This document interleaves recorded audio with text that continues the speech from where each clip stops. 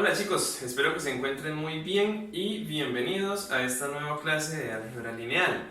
El día de hoy nos encargaremos nuevamente de un estudio que involucra bastante la geometría de los espacios vectoriales y de los vectores. Nos encargaremos del estudio de las proyecciones ortogonales. Vamos a empezar preguntándonos cómo podríamos proyectar un vector u sobre otro vector b. Pero antes de eso vamos a ver un poco a través de la ayuda de un software qué significa la proyección ortogonal de un vector sobre un espacio y en este caso de un vector sobre otro vector. Dado un subespacio vectorial, llamémoslo H, y lo graficaremos como un plano, y un vector que no pertenezca a este subespacio vectorial, teóricamente la proyección ortogonal de este vector sobre el subespacio vectorial H se define como aquel vector que se encuentre dentro de este subespacio o dentro de este plano y que sea el más cercano a este vector que tenemos aquí. Intuitivamente, esta proyección ortogonal se podrá ver como la sombra que refleja sobre el subespacio o sobre el plano dicho vector. Entonces, observemos que si hacemos un movimiento de este vector, pues este va a mantener una sombra y esta sombra se va a proyectar sobre el subespacio H. Entonces, esto es lo que entenderemos como proyección ortogonal de un vector sobre el subespacio H. Ahora supongamos que tenemos una recta y naturalmente que tenemos el vector director de esta recta. Y supongamos que tenemos ahora un vector que no pertenece a esta recta con su respectivo punto inicial y su respectivo punto final. Aquí el vector u está haciendo las veces del vector director de la recta. Si quisiéramos hallar la proyección ortogonal de este vector v sobre la recta, entonces podríamos pensar en trabajar simplemente en la proyección ortogonal de este vector v sobre el vector u. Para eso entonces trazaremos una recta o un segmento de recta o un vector perpendicular a u y cuyo punto final sea c, que es el punto final del vector v. Una vez identificamos aquí el punto de intersección de este vector perpendicular con el vector u, entonces trazaremos este vector. Y este vector es lo que llamaremos, en este caso, proyección ortogonal de v sobre u. Observen que, al igual que en el caso anterior, aquí esta proyección intuitivamente es como si fuera la sombra que proyecta el vector v sobre la recta o sobre el vector u. Pasemos al tablero y hagamos un análisis algebraico de estas situaciones. Bien, y ahora que ya tenemos un poco más claro qué es lo que pretendemos al hallar la proyección ortogonal de un vector sobre un espacio vectorial o de un vector sobre otro vector, entonces nos vamos a encargar de determinar algebraicamente o analíticamente cómo podríamos calcular las coordenadas del vector de proyección, en este caso de u sobre v. Entonces, de acuerdo a lo que vimos en las gráficas hace un momento, si quiero estudiar la proyección de un vector sobre otro, entonces lo que vamos a hacer es trazar un nuevo vector y este nuevo vector va a ser perpendicular a v porque queremos que la proyección viva en este vector v de tal forma que el punto final coincida con el punto final del vector que queremos proyectar. Bueno, una vez que hagamos esto, entonces el vector proyección va a ser justamente este que estoy trazando en estos momentos, con punto inicial donde inicia u y el punto final aquí el punto de intersección. Bueno, este vector es el que vamos a llamar vector proyección del vector u y acá como un subíndice sobre el vector v. Entonces esto lo leemos la proyección del vector u sobre el vector v. Bueno, y si recordamos un poco cómo es la geometría de la suma de los vectores, que podríamos con estos dos vectores construir un paralelogramo y que las diagonales una era la suma y otra era la resta. Entonces, de esto podremos decir, o le podremos dar nombre a este vector y lo vamos a llamar W. Y observen que este vector W es justamente el vector U menos la proyección del vector U sobre V. Es decir, este vector que está aquí es la diferencia entre este vector y este vector que he trazado acá. Observemos ahora que este vector proyección es paralelo al vector V. Por lo tanto, este vector proyección de U sobre V debe ser un múltiplo escalar de V, es decir, lo podríamos escribir como alfa veces V. Lo que resta aquí es identificar quién debe ser exactamente alfa y con eso ya podremos descubrir exactamente cómo calcular la proyección del vector U sobre el vector V. Para eso observemos el siguiente análisis. Si yo sé que W es justamente esto que tengo aquí, U menos la proyección de U sobre V, y hago el producto punto entre este vector W y el vector V, ¿sí? Voy a hacer producto punto a la derecha, entonces W punto V, tendría que multiplicar también este vector que está acá por V, U menos la proyección de U por V. Bueno, resulta que por propiedades del producto punto, pues puedo aplicar la propiedad distributiva y aquí nos quedaría U punto V menos la proyección de U sobre V y aquí producto punto con V. Ahora analicemos la siguiente situación. W es este vector que está aquí en morado y V es este vector que tenemos acá. Observen que estos dos vectores son perpendiculares y ya sabemos que si dos vectores son perpendiculares, entonces su producto punto es 0. Por tal motivo, este producto punto aquí es 0. De tal manera que aquí tendremos que 0 es igual a U punto V menos la proyección de U sobre V. Pero como ya habíamos dicho antes, esta proyección es un vector que es paralelo a V, por lo tanto puedo sustituir este valor acá en esta ecuación que tenemos acá. Esto es alfa veces V punto V. Y aquí nuevamente usando las propiedades del producto punto, entonces tenemos que 0 es igual a U punto V menos alfa veces el producto punto entre V y el mismo. Propiedad asociativa del producto punto cuando tenemos un escalar.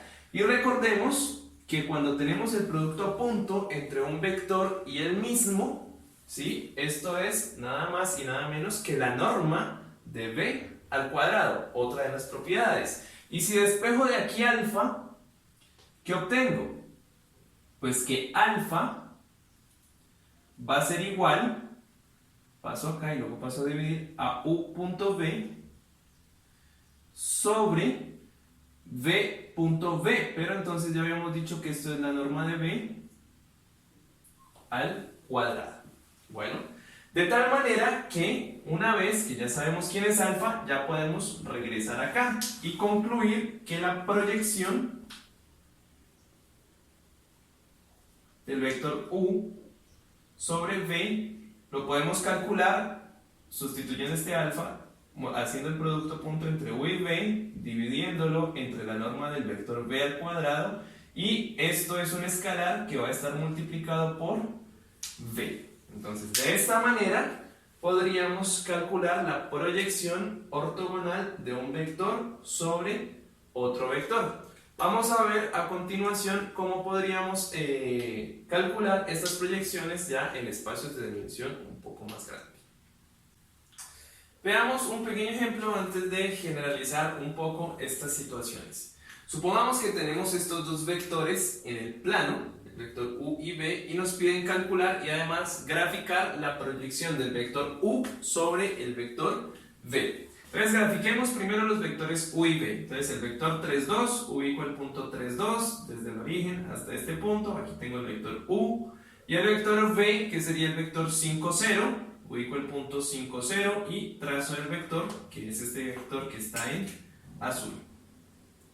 Bueno, de acuerdo a lo que ya hemos visto, entonces para calcular la proyección lo que hacemos es trazar un vector que sea perpendicular a b, que tenga como punto final este punto que está aquí. Entonces ese va a ser este vector que voy a puntear acá. Y una vez que identificamos aquí el punto de intersección, entonces el vector proyección va a ser este vector que tenemos aquí. Entonces, observen que el punto final de este vector es el punto 3, 0, de tal forma que vamos a poder concluir que la proyección gráficamente, ¿no?, de u sobre b debe ser el vector 3, 0. Bueno, entonces este es un ejercicio gráfico. Ahora vamos a ver que analíticamente debemos poder llegar a este vector. ¿Por qué razón? Pues porque en el plano, de pronto en el espacio, podemos ver intuitivamente qué es lo que va a pasar, o geométricamente qué es lo que está sucediendo. Ya cuando aumentamos las dimensiones de los espacios, pues ya se nos dificulta un poco más. Entonces por eso trabajamos con esta clase de ejercicios donde podemos ver gráficamente qué es lo que sucede. Bueno, de acuerdo a lo que vimos ahorita, entonces la proyección del vector u sobre el vector v no es nada más y nada menos que hacer el producto punto entre u y v, dividir entre la norma de b al cuadrado, y este escalar va a estar multiplicado por v. Entonces hay que hacer estos dos cálculos. ¿Qué es u.v? Bueno, entonces recordemos que el producto punto no es nada más y nada menos que el producto componente a componente y luego sumar todos estos resultados. Al hacer el producto punto entre estos dos vectores nos queda 3 por 5, 15, más, y por acá 2 por 0, 0, o sea que esto es 15. Y por otro lado, la norma de b al cuadrado, ¿sí?, no es nada más y nada menos que la suma de cada uno de estos componentes elevados al cuadrado. No sacamos la raíz, pues porque la norma va a estar elevada al cuadrado. Entonces nos quedaría 5 al cuadrado más 0 al cuadrado, y esto es 25. Por lo tanto, la proyección de u sobre v va a ser igual al producto punto, que es 15 sobre 25, multiplicado por el vector v. Y esto es igual, simplificando, sacando quinta, nos queda 3 quintos del vector v. Y esto es 3 quintos multiplicado por el vector v, que es 5, 0. Y al hacer el producto entre estos dos, entre este escalar y este vector, pues 3 quintos por 5 es 3, y 3 quintos por 0 es 0. O sea que analíticamente, ya a través de la fórmula que analizamos hace un instante, calculamos la proyección de u sobre v, y es justamente el vector 3, 0, que ya geométricamente, pues por acá habíamos visto que ese era el vector que deberíamos construir. Entonces aquí un pequeño ejemplo sobre, o donde pudimos ver cómo calcular estas proyecciones. Bien, y volvamos entonces a lo que veníamos trabajando previamente, que eran las bases de los espacios vectoriales. Vamos a tratar de ver para qué nos van a poder servir las proyecciones ortogonales cuando estemos trabajando con bases en espacios vectoriales. Bueno, entonces vamos a definir lo que es una base ortonormal. Entonces, si tenemos un espacio vectorial V y tenemos una base para este espacio, ya sabemos que es una base, ya sabemos qué propiedades debe cumplir una base. Si tenemos una base para este espacio, entonces esta base puede tener varias características. Bueno, pero si tiene dos características en particular, vamos a decir que esa base es ortonormal. Bueno, ¿qué características debe cumplir esta base para que le demos el título de ortonormal? Bueno, la primera de ellas es que el producto punto entre cualquier par de vectores que estén aquí, cualquier par de vectores distintos, debe ser 0. Eso significa pues que esto sea válido para todo i distinto de j. Y geométricamente recordemos que el hecho de que el producto punto entre dos vectores sea 0 tiene una implicación geométrica.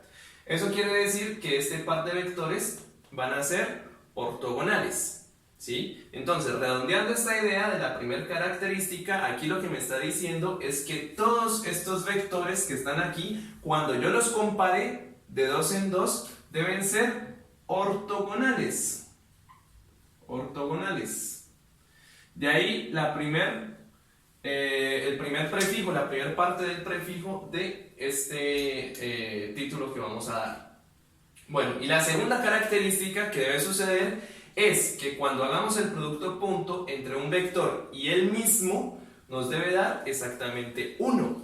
Y recordemos que cuando calculamos el producto punto entre un vector y el mismo, en realidad lo que estamos calculando es la norma al cuadrado. Entonces miren que si comparamos estas dos cosas, lo que estamos pidiendo es que la norma de los vectores sea 1. Y ahí es cuando decimos que los vectores están normalizados. Y eso es lo que constituye la segunda parte de este título. Bueno, normalizados. Bueno, entonces, si cumplen estas dos propiedades, diremos que la base es una base ortonormal. De todas las bases que podría tener, pues esa va a ser una base muy especial y se va a llamar ortonormal. Entonces, para redondear, para que una base sea ortonormal deben suceder dos cosas. Bueno, tres. Primero, que sea base. Segundo, que todos sus vectores sean ortogonales entre sí. Y tercero, que la norma de cada uno de estos vectores debe ser exactamente 1. Ya hemos trabajado nosotros con bases ortonormales. Piensen nomás cuando estamos trabajando en R3 en la base canónica I, J y K. Resulta que cada par de estos vectores son ortogonales entre sí. El vector I y el vector J son ortogonales, el vector I y el vector K también son ortogonales y el vector J y el vector K también son ortogonales entre sí. Y además, la norma de cada uno de estos vectores es 1. O sea que aquí tenemos en particular una base ortonormal para R3. Bueno, aquí una anotación muy especial es que puede que tengamos bases que nos cumplan simplemente la propiedad 1, pero no la segunda propiedad. Cuando suceda eso, vamos a decir simplemente que el conjunto o la base es ortogonal, ¿sí? O sea, la primera parte del nombre. Entonces, para que tengamos bien claro, bases ortogonales y otra cosa es bases ortonormales. En las ortonormales pedimos además que la norma de la base sea 1. La pregunta que nos podríamos hacer ahora es, bueno, ¿cómo podríamos conseguir estas bases ortonormales y para qué nos van a servir estas bases ortonormales? Vamos a ver que tenemos un proceso en el cual podríamos construir bases ortonormales a partir de una base dada. Bueno, antes de ver el proceso de construcción de bases ortonormales, voy a enunciar y a hacer un bosquejo de la prueba de este resultado que va a ser bastante importante en nuestro proceso de construcción y que nos va a garantizar efectivamente que lo que vamos a construir es una base. Bueno, entonces supongamos que tenemos un conjunto ortogonal. Entonces recordemos que por la nota que hice hace un instante significa que estos vectores son ortogonales entre sí. Bueno, además que estos vectores son no nulos, o sea que el vector 0 no está aquí. Si sucede esto, que tenemos un vector ortogonal, entonces esos vectores van a ser linealmente independientes. Entonces, es una implicación. Bueno, simplemente si tenemos un conjunto de vectores ortogonales, pues que no contiene el 0, esos vectores van a ser LI. ¿Cómo hacemos esa prueba? Bueno, entonces supongamos que tenemos K escalares en los reales y suponemos una combinación lineal igualada al vector 0 o al módulo del espacio. Esto es lo que tenemos que hacer para estudiar la independencia lineal. Recuerden que tenemos que demostrar que cada uno de estos escalares tiene que ser exactamente igual a 0 y que no tienen ninguna otra opción.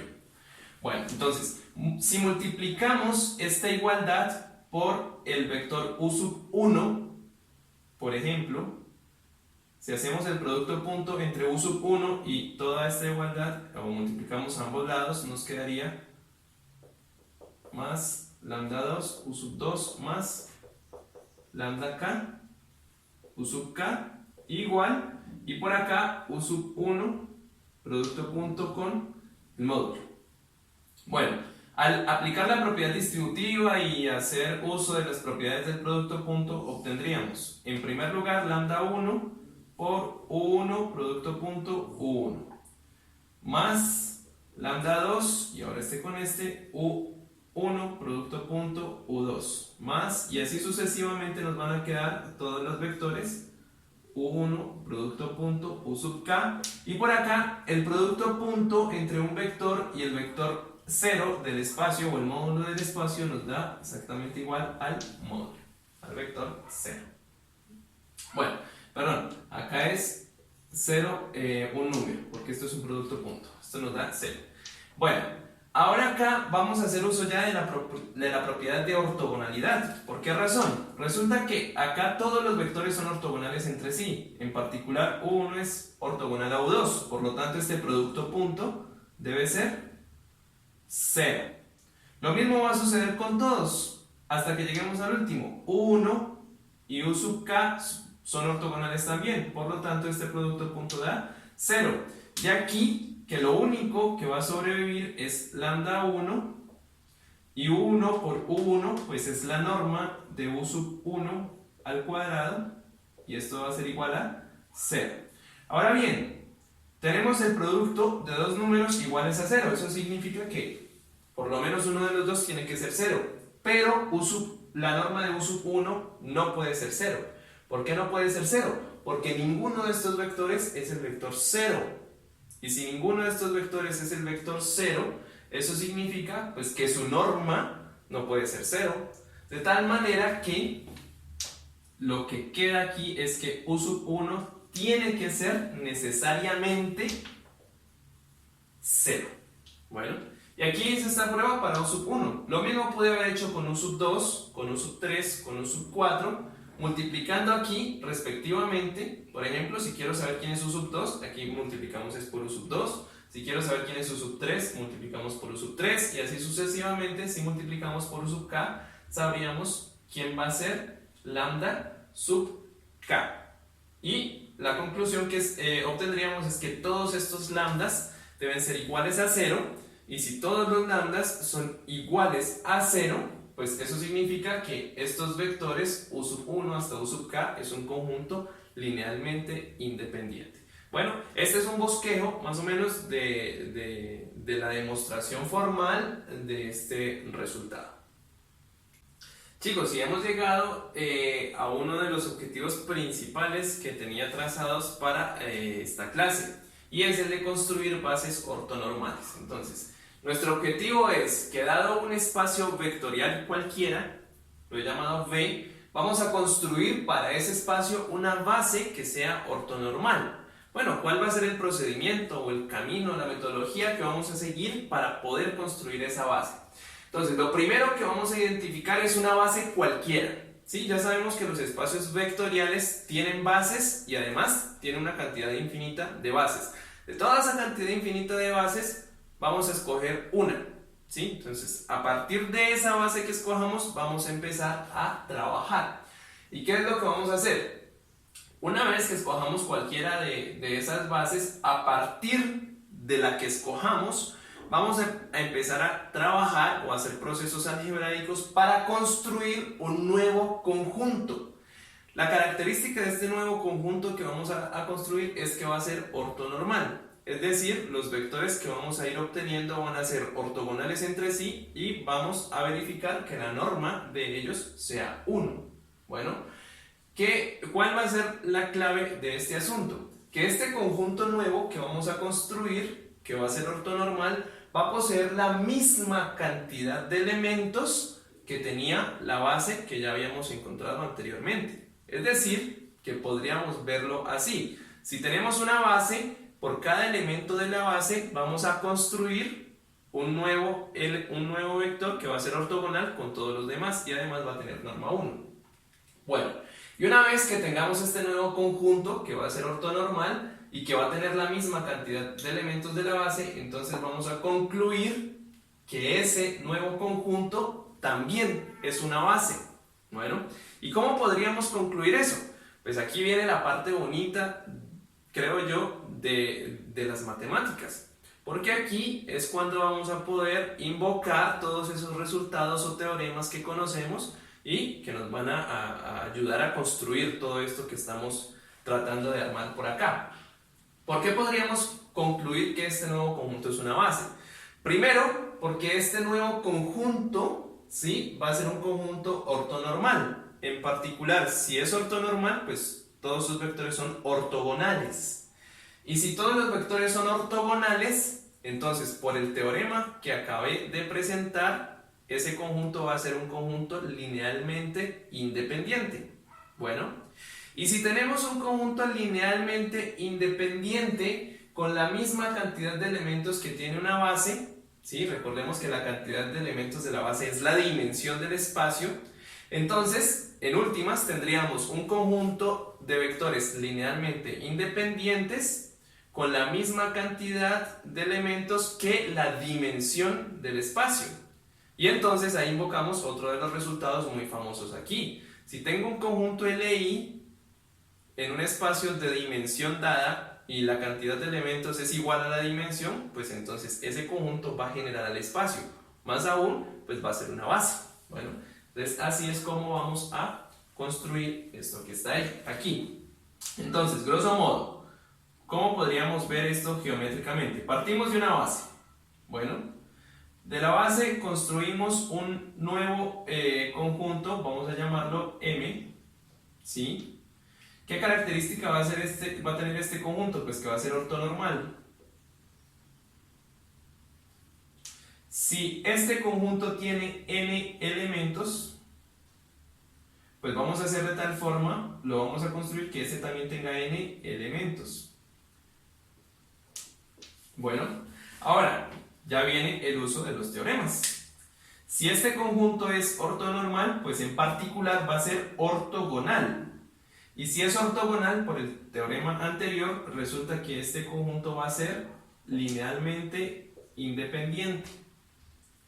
Y si tengo un conjunto linealmente independiente con n elementos, y resulta que esos n elementos es la cantidad de la base, o sea que eso es la dimensión del espacio. Si tengo un conjunto LI con la misma cantidad de elementos de la dimensión, entonces este conjunto resulta siendo una base. ¿Sí? Entonces, esto es como un bosquejo de todo el camino teórico que se seguiría. Bueno, ahora sí, la parte central es este segundo punto. Bueno, ¿cómo a partir de una base dada podemos construir una nueva base que sea ortonormal o un conjunto que sea ortonormal? A este proceso se llama el proceso de ortonormalización de Gram-Schmidt. Vamos a verlo a continuación en qué consiste este proceso.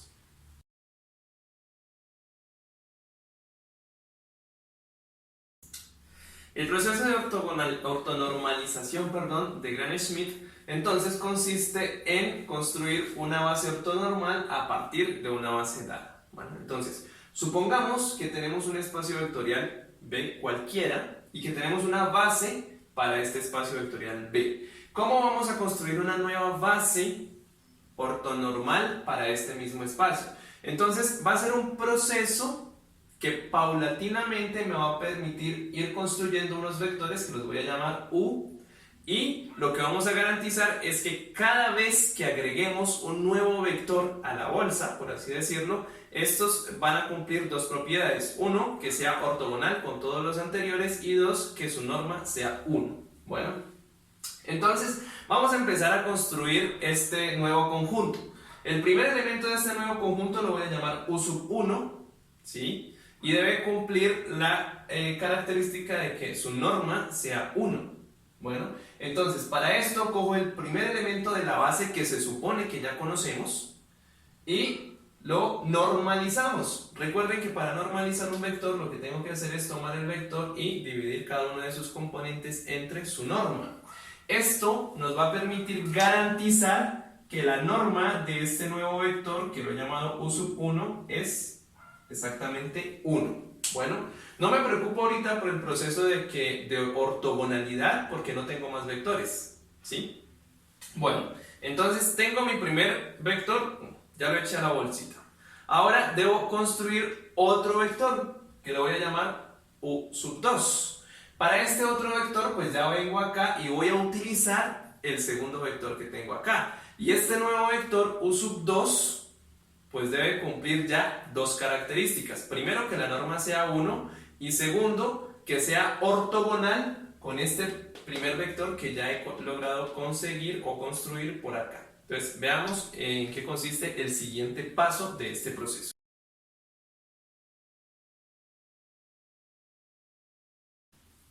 En esta segunda etapa, entonces, lo que queremos es que el nuevo vector que vamos a construir sea ortogonal al vector u1 que ya tenemos y además pues que tenga norma 1. Vamos a preocuparnos primero por la ortogonalidad y entonces aquí es donde viene y juega un papel muy importante la proyección ortogonal. Entonces he traído a colación nuevamente este gráfico de lo que estudiamos iniciando la clase. Entonces, resulta que aquí tenemos el vector v sub 2, que es el segundo vector que tenemos de la base que ya conocíamos previamente. Y aquí he graficado el vector u sub 1, que es el vector que construimos en el primer paso. Sí, ese es un vector que ya conocemos y que ya lo tenemos ganado. ¿Qué sucede? Recordemos que la proyección del vector v sub 2 sobre u sub 1, bueno, lo construimos trazando un vector que sea perpendicular a u sub 1, ¿sí? Y luego trazando este vector. Vamos a centrarnos ahora sobre este vector que hemos trazado acá de forma punteada. ¿Por qué razón? Porque este vector que hemos trazado acá de forma punteada resulta que es ortogonal, así lo construimos y así explicamos que lo teníamos que trazar, es ortogonal a u sub 1. Eso quiere decir que si quiero un vector que sea ortogonal a u sub 1, bueno, aquí ya lo tengo. Y recuerden que lo habíamos llamado W y habíamos dicho que por cuestiones geométricas, pues esto no es nada más y nada menos que el vector que tenemos acá, menos este vector que está en azul, pues que no es nada más y nada menos que la proyección de V2 sobre U sub 1. Ahora bien, nosotros ya sabemos quién es la proyección de V2 sobre U sub 1. Por lo que los cálculos que hicimos previamente, para calcular esta proyección, pues entonces sabemos que es V sub 2, el producto punto con U sub 1, dividido la norma de U sub 1 al cuadrado, multiplicado esto por U sub 1. Bueno, pues esta es la proyección de acuerdo a lo que ya habíamos visto previamente. Por lo tanto, W, que es esto que está acá, ¿qué es? Sería V sub 2 menos la proyección, pero la proyección ya sabemos que es esto que está acá. V sub 2, producto punto con U sub 1 sobre la norma de U sub 1 al cuadrado multiplicado por U sub 1, este escalar. Ahora bien, recordemos que U sub 1 se construyó de una manera especial. Se construyó de tal manera que la norma de este vector fuese 1. O sea que esto que tenemos aquí tiene norma 1. Entonces, en realidad, este W va a ser nada más y nada menos que V sub 2 menos V sub 2 producto punto U sub 1. Bueno, esto nos va a dar un escalar y ese escalar multiplicado por U sub 1. Bueno, entonces de esta manera, observen que usando V sub 2 y el nuevo vector que ya habíamos construido, podremos construir un tercer vector que lo llamaremos W momentáneamente, y este tercer vector resulta que tiene la característica de que es ortogonal a U sub 1. ¿Qué nos resta? Pues que este vector sea un vector normalizado, y ese va a ser el tercer paso de este proceso de ortogonalización. Bueno, entonces veamos.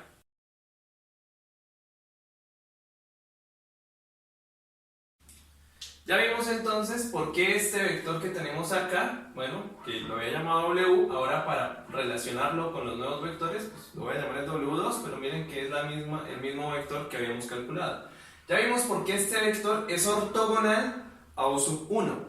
Bueno, lo que nos resta entonces es normalizarlo. ¿Cómo lo normalizamos? Pues tomamos el vector y dividimos cada una de sus componentes entre su norma. Bueno, entonces, una vez que hagamos este proceso de normalización, vamos a obtener un nuevo vector y ese nuevo vector es el que nos va a interesar, porque lo vamos a llamar U sub 2. Entonces ahora ya tenemos dos vectores, tenemos un conjunto con dos vectores. U sub 1, ya vimos en el paso 1 cómo calcularlo, y ahora tenemos U sub 2, ya vimos con los pasos 2 y 3 cómo calcularlos. Ahora vamos a agregar un nuevo vector U sub 3 y para eso vamos a usar el vector V sub 3 de la base inicial para agregarlo aquí. Y de tal forma que ahora este nuevo vector que vaya a agregar debe ser ortogonal a U sub 2 y a U sub 1. Y además la norma debe ser 1. Entonces vamos a ver el siguiente paso para construir el nuevo vector.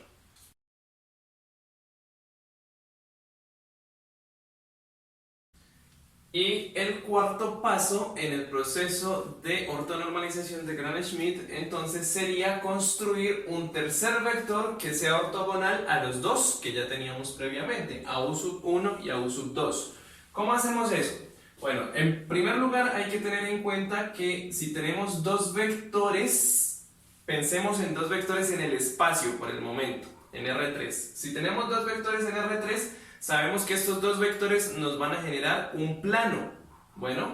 Pero aquí ya estamos trabajando en cualquier espacio vectorial y ya en espacios vectoriales de dimensiones mayores, estos planos ya reciben el nombre de hiperplanos. Entonces por eso he puesto este nombre aquí para generalizar. Pero bueno, veamos geométricamente qué pasaría, por ejemplo, en R3.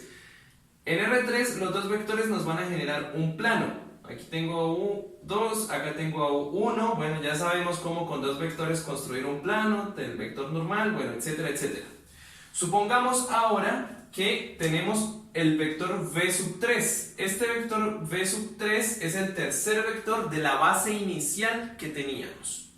Este vector, pues podría estar en el plano o podría no estar. Si está en el plano, pues bien, estamos salvados, pero si no está en el plano, entonces ¿qué es lo que vamos a hacer?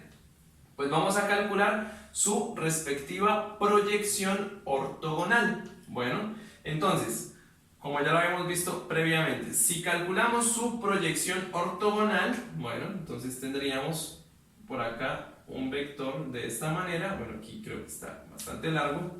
La proyección ortogonal entonces sería como tener la sombra aquí de este vector. Bueno, y entonces este vector que está aquí, que lo voy a llamar W sub 3, pues sería igual al vector V sub 3 menos la proyección del vector V sub 3, ¿sí?, sobre este conjunto que lo voy a llamar H, sobre este plano que lo voy a llamar H. Bueno, menos la proyección de V sub 3 sobre H. Ahora, observen lo siguiente. Resulta que esta proyección de V sub 3 sobre H, que es este vector que está aquí en azul, esta sombra, es un vector que está dentro de este plano H. Como está dentro del plano, entonces va a pertenecer al generado por estos dos vectores, porque estos dos vectores son los que me están generando a todo este plano. De ahí que la proyección del vector V sub 3 sobre H tiene que ser una combinación lineal de estos dos vectores. Llamémoslo alfa 1 por U1 más alfa 2 por U2. Bueno, y teniendo entonces en cuenta esto, de acá podemos inferir entonces que U sub 3 no es nada más y nada menos que V sub 3 menos alfa 1 por U sub 1 menos alfa 2 por U sub 2, cuando sustituyo esto aquí. ¿Ok? Ahora la pregunta es, bueno, ¿quién será alfa 1 y quién será alfa 2? Una vez que identifique alfa 1 y alfa 2, pues ya tendré la fórmula para este W sub 3, y observen que este W sub 3 va a ser perpendicular al plano H. Y como es perpendicular al plano H, va a ser perpendicular u ortogonal a todos los vectores que estén aquí adentro. En particular va a ser ortogonal a U sub 1 y va a ser ortogonal a U sub 2. Bueno, entonces nos resta calcular alfa. Para calcular alfa, observemos lo siguiente. Observemos que este vector U sub 3, W sub 3, perdón, es ortogonal a U sub 1. Y además, este vector W sub 3, si ustedes lo trasladan acá, también va a quedar ortogonal a U sub 2. De ahí que puedo decir que W sub 3, el producto punto con U sub 1, debe ser igual a 0. Y además, que el producto punto entre W sub 3 y U sub 2 también debe ser igual a 0. ¿Ok? Entonces, esas son las dos cosas que podríamos inferir por el momento. Ahora, veamos los siguientes casos. Voy a dividir aquí el tablero un poco. Y observemos el siguiente cálculo. Sabemos que de acá, que W sub 3 es igual a B sub 3 menos alfa 1 por U1 menos alfa 2 por U2. Si multiplico o hago el producto punto entre W sub 3 y U sub 1, pues eso me da lo mismo que multiplicar este lado por U sub 1. Entonces queda B sub 3 menos alfa 1, U1 menos alfa 2, U2, producto punto con U sub 1. De aquí W sub 3 punto U sub 1 es 0. ¿Por qué razón? Porque W sub 3 es ortogonal a U sub 1. Entonces aquí nos queda 0 igual, y por acá cuando aplique las propiedades del producto punto me queda B sub 3 producto punto U sub 1 menos alfa 1 U1 producto punto U1 menos alfa 2 U2 producto punto U2. Y de aquí entonces 0 es igual a B sub 3 producto punto B sub 1, que es esta primera cantidad. Por acá tengo U sub 1 producto punto U sub 1. Eso sería la norma de U sub 1. Pero entonces recordemos que este primer vector U se ha construido de tal manera que su norma sea 1. O sea que aquí nos queda 1 y aquí nos queda en realidad menos alfa 1. Y ahora el producto punto entre U sub 2 y U sub 1. Acá. Bueno, el producto punto entre U sub 2 y U sub 1. Resulta que estos dos vectores se construyeron previamente para que ellos fueran ortogonales. Y si son ortogonales, entonces su producto punto debe ser 0. O sea que ya simplemente nos queda esto. Y de aquí lo que inferimos es que alfa sub 1 debe ser igual a B sub 3 producto punto B sub 1. ¿Ok? Bueno, haciendo un procedimiento similar a este, ¿sí? Pero aquí en lugar de multiplicar por W sub 1, multiplicamos por W sub 2, pues ya nos quedarían analogías muy similares a estas y llegaríamos a la conclusión de que alfa 2 no es nada más y nada menos que B sub 3 producto punto con, aquí es U sub 1, perdón, aquí es U sub 1, producto punto con U sub 2. Entonces aquí tendríamos los dos alfas. Bueno, ambos obtenidos con un procedimiento similar. Bueno, entonces una vez que tengo esos alfas ahí, entonces ya puedo concluir, voy a borrar por aquí, que el vector W sub 3, que es el que me interesa, que es ortogonal a estos dos vectores, no es nada más y nada menos que B sub 3 menos alfa 1 por 1, pero alfa 1 es B sub 3 punto U1 y este producto punto viene multiplicado por el vector U1 menos alfa 2, pero alfa 2 es B sub 3 punto U2 y este producto punto lo multiplicamos por U sub 2. Entonces ven que hay una relación entre los vectores que vamos construyendo, ¿sí? Y el nuevo vector de la base anterior que vamos a ir utilizando. Para construir W sub 3 utilizamos el tercer vector de la base que conocíamos y utilizamos los dos vectores que ya traíamos previamente, que habíamos construido previamente. Entonces vamos a ver una generalización de este proceso. Por supuesto, el siguiente paso aquí, o sea el paso 5, no lo voy a mencionar, no lo voy a escribir, pero el paso 5 sería la normalización de este vector. Entonces, el tercer vector U sub 3, que vamos a unir ya ese grupo de U1 y U2, sería U sub 3 sobre la norma de U sub 3. Y aquí ya tendríamos un vector normalizado y además este vector, como va a tener la misma dirección que W, va a ser un vector que va a ser ortogonal tanto a U1 como a U2. Y ahí ya tenemos nuestro tercer vector. Vamos a ver entonces el proceso de generalización ya de cómo podríamos construir un vector si conocemos, por ejemplo, 5, 6 o 7 de estos vectores U. ¿Cómo calcularíamos el siguiente?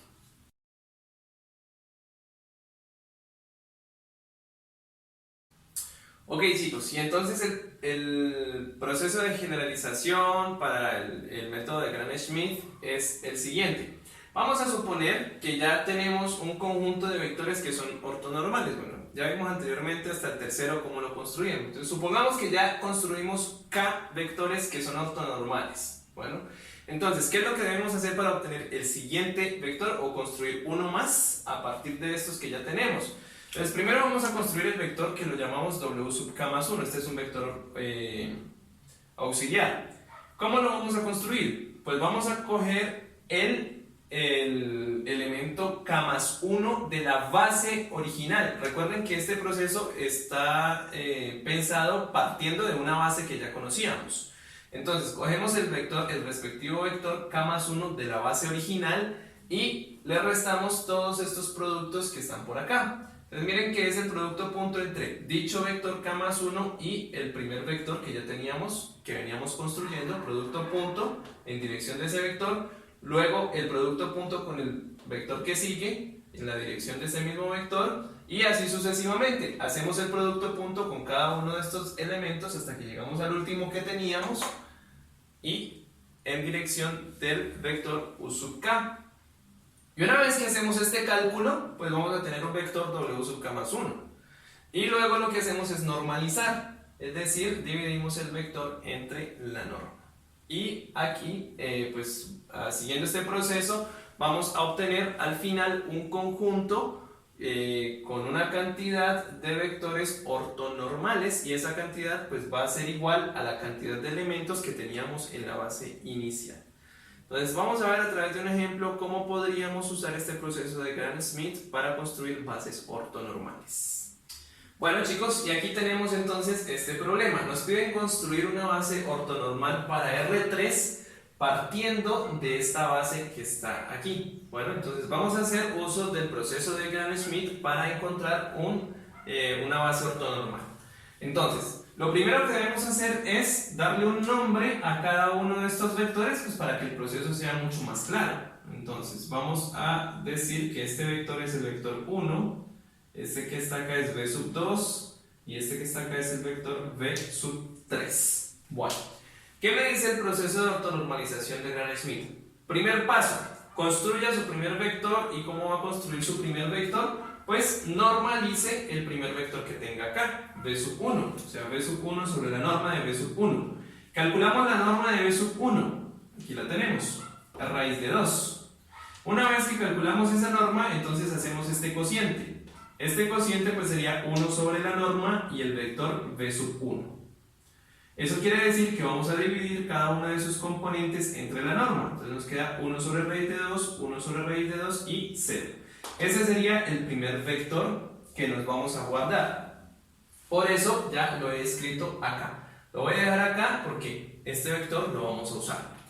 Bueno, siguiente paso. Me dice, construya un vector intermedio, que lo vamos a llamar W sub 2. ¿Cómo se calcula este vector W sub 2? Bueno, use el segundo vector de la base con la que ya contamos y réstele el producto entre V sub 2 y U sub 1 y eso lo lo multiplicamos por cada una de las componentes de U sub 1. Bueno, pregunta, ¿quién es B sub 2 producto punto U sub 1?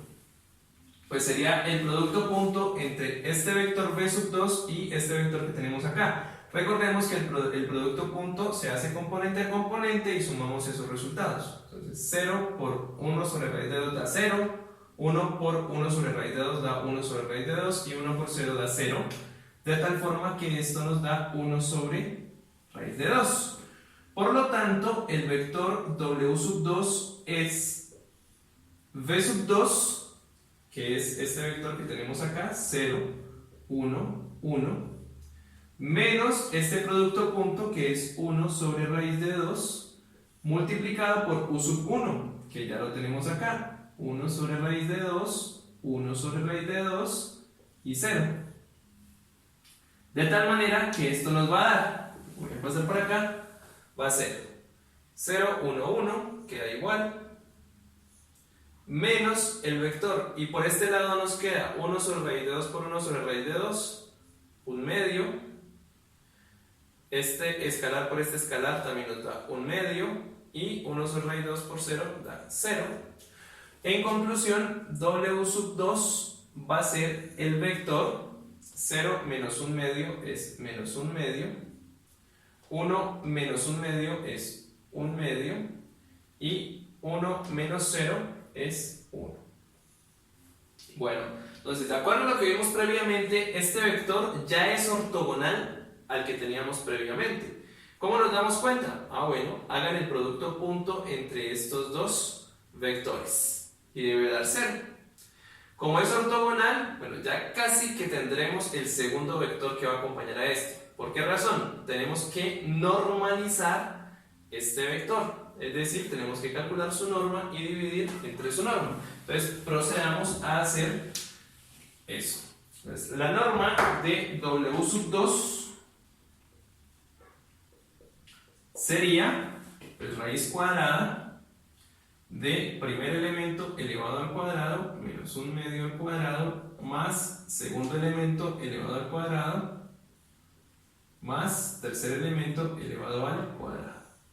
Entonces esto es raíz de, por aquí nos da un cuarto más 1, y esto es raíz de un cuarto más un cuarto, son 2 cuartos, o sea un medio, más 1, esto nos da 3 medios. Esta sería la norma de W sub 2. Por lo tanto, el vector U sub 2 sería 1 sobre raíz de 3 medios, bueno, multiplicado por el vector W sub 2. Y esto no es más y nada menos, bueno, ya reorganizando esto, raíz de 2 tercios multiplicado por este vector que tenemos acá, menos un medio y U. Bueno, entonces voy a escribir ya este vector, que es el que nos interesa, por allá. Bueno, es el vector U sub 2, ¿quién sería? Pues hacemos el producto entre cada una de estas componentes. Entonces nos queda menos un medio por raíz de 2 tercios.